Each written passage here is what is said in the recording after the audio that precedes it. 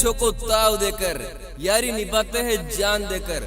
खूब खाती है दुनिया हमसे, क्योंकि हम जीते शेर की दहाड़ लेकर। बोला था ना डिस्टर्ब ना करियो, नहीं तो ठोक देंगे।